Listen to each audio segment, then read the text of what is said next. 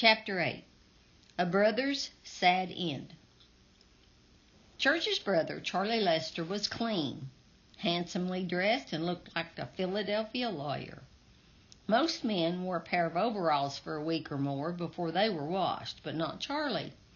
He wore a clean shirt and pants every day. No overalls. Sometimes he even wore a dress shirt and dress pants to work. His son Glenn said his father was a clean freak who had a large cedar closet full of nice clothes, including suits, dress shirts, and ties. On Sundays, Charlie dressed in a suit and tie, normally took his family to Pikeville or Dayton to visit relatives and friends. When sober, Charlie was polite, quiet, and a gentle soul who talked in a low voice. Edna Thurman was raised in the Luminary community, and she knew Charlie Lester well. She said he was the nicest man you'd ever want to meet when he was sober. But like most men from Frostbite, when Charlie was drinking, he was mean and dangerous. Charlie was said to have been much quieter than Church, but when he was drinking heavily, he was brazen and talked rough. Charlie could be just as mean as Church, but he was not as outgoing, and he didn't have as many friends. Like his father and brother, Charlie was also a master craftsman. He could make anything from metal or leather. Charlie built all of his many vessels, piping, and other parts for his stills. He purchased sheets of copper in Chattanooga and fabricated his own stills from scratch. He was a good automobile and tractor mechanic. His neighbors and friends often brought their tractors and farm implements to Charlie to repair. He was also an excellent marksman with either a pistol or a rifle. For a few years after they were married, Charlie and his wife, Louisiana Knight Lester, lived in the valley near the home of her parents, on the George Little place, 8 miles north of Pikeville. For a year or two, Frank and Glennis Swafford Thurman lived with Charlie and Louisiana on the Little place. Frank made a crop and worked for George Little for 50 cents a day. Charlie and Louisiana moved back into his parents' home at Frostbite around 1938, and the Thurman family moved to Georgia. Charlie worked in factories in Ohio for a few years during World War II. After 2 years, Charlie's mother, Mary, died in 1941. Charlie was trying to pressure his father into selling him his land and his home place. A heated argument ensued, and Charlie was reported to have severely beaten Frank with a single tree limb, and the beating caused Frank to stay in bed for 2 or 3 days. Frank's daughter, Eva Gill, came and moved her father in to live with her and her family in their home in Pikeville for the remainder of his life. Frank finally gave in and sold his home and 180 acres to Charlie in 1944. Around 1949, Charlie talked Frank and Glennis Thurman into moving back to Walden's Ridge with their family to help him make whiskey. Frank and Charlie made liquor for about 10 years on a 50-50 basis. During this time, Frank's wife Glennis and their daughter Frances worked close along with Frank and Charlie. They mainly sold the liquor to bootleggers in Pikeville. When they started, they sold their White Lightning for $1 a gallon. For several years later, the price was up to $3 a gallon. Glennis said that Arnett Harmon, a bootlegger from Dunlap, bought a lot of their whiskey. The family lived next to Charlie's home on the mountain, and at one time they lived in the same home with Charlie. Charlie drank his share of the whiskey. Louisiana drank as much whiskey as Charlie, and she was just as bad to get drunk. According to reports, Charlie was mean to Louisiana, slapping her around, and would pull his pistol, pointed at her, and threaten to shoot her. One time, Charlie pointed his pistol at Louisiana, and when Frank and Glennis were in the home, and said, "I'm going to kill you." About that time, Louisiana's brother, Roy Knight, knocked on the door. When Roy was let in, Charlie put his pistol up and was as nice as he could be to everyone, as if nothing had happened. Charlie was mean only to the immediate family. He was very nice to everyone else. He had to be the boss over his family. It had to be his way and his way only. Neighbor Charles Clark told about a time when Charlie in Louisiana was having trouble, and she went back to her parents' home. Clark said Charlie got in the car, went over to her people's home, thrashed that old man and all of the boys, and threw her in the car and came home. Sometime after 1949, Charlie forced or intimidated Louisiana into signing a quitclaim deed to their property, making him the sole owner. He then ran her off for good, and their divorce was finalized later. Louisiana later moved to Lima, Ohio. By the late 1950s, Charlie was making about 1,000 gallons of whiskey each week and selling it for about $4 a gallon, which made him a gross income of $4,000 per week. Charlie was fortunate enough to have several very small springs on his property. These low-flow springs produce good water, and some of the flow even went back underground before entering a larger branch.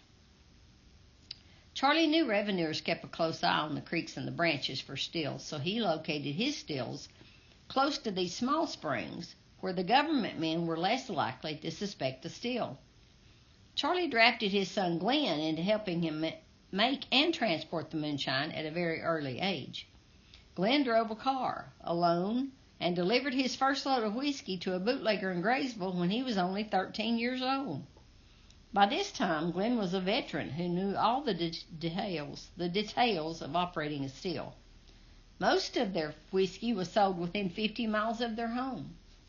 Charlie made all of his own stills, and he also made stills for other moonshiners. On one occasion in the late 1950s, Charlie was running a load of White Lightning to Dayton in a 1955 Buick on Graysville Highway when he ran upon a revenuer's roadblock. As soon as Charlie saw the roadblock, he spun his car around. As he was completing his U-turn, the revenuer shot several holes into the trunk of his car. Charlie pulled off the road, jumped out, and ran off through the field and hitched a ride to Pikeville, where he went straight to the sheriff's office and reported his car stolen. He therefore avoided serious charges of flight and transporting illegal whiskey. Church and Charlie knew all the tricks of the trade.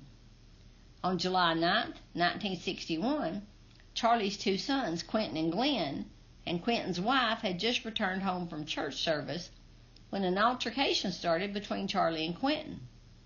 Charlie, who was drinking heavily, assaulted Quentin. The 15-year-old Glenn, afraid for his brother's life, picked up a shotgun, held it by the barrel, and hit Charlie over the head with the stock. The lick was so hard it broke the wooden stock of the gun, and Charlie's head was bleeding profusely. Glenn, Quentin, and Quentin's wife ran out of the house and into the dark without any moonlight. After being addled for a few moments, Charlie found his pistol, went out on the porch yelling, cursing, and telling Glenn he's going to kill him. Charlie's first priority was to kill Glenn, but Glenn ran into a field where Charlie couldn't see him. Quentin and his wife got into their pickup truck, turned around, and attempted to flee. While standing on the porch, Charlie fired at Quentin from about 60 feet, hitting Quentin in the head. Quentin's wife crawled over, took the wheel, and drove to the home of Carl Thurman in Frostbite. Carl immediately drove Quentin to the hospital in Pikeville, but Quentin died en route. Glenn walked to the Thurman home where he was told Quentin had been shot and was on his way to the hospital. Charlie was intercepted by Deputy Otto Frady while he was on the way for medical attention to his serious head wound. After taking Charlie into custody, Frady took him to the hospital where it took many stitches to sew his scalp back on his head. The deputies then transported Charlie straight to the jail, where he was locked in a cell. During the September 1961 term of court, the grand jury returned a true bill against Charlie. Her first trial for murder commenced in Pikeville on January the 23rd, 1962. The jurors were John P. Swafford, J.C. Davis, John L. Downing, Robert Davis, Charlie G. Debord, Houston Dodson, Elbert P. Swafford, Marvin Webb, Clyde Collier, Sid Blaylock, Jim Tom Kelly, and Ted Fugit. The jurors were deadlocked and they couldn't agree on a verdict, resulting in Judge Chester Chatham declaring a mistrial. Charlie's second trial commenced 6 months later on July 19, 1962. These jurors were Joe Hatfield, George Hurd Jr., Arliss Worthington, Willis Scoggins, Beecher Moody, James D. Board, T.B. Bayless, William Case, Willis Johnson, Charles Scott, David Bayless, and Gordon Roberts.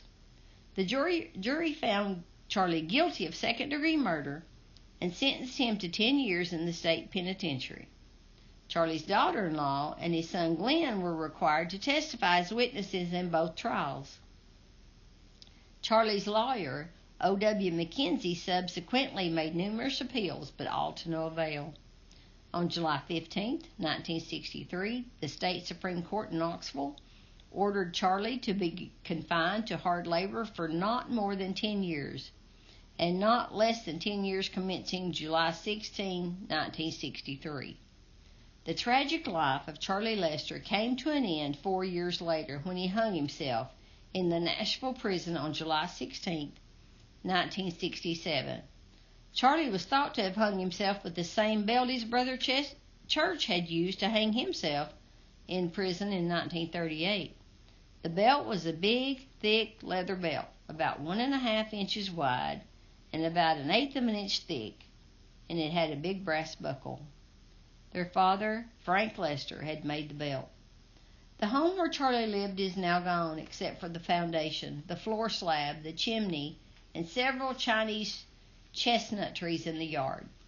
The home was the original Frank Lester home, built around 1913.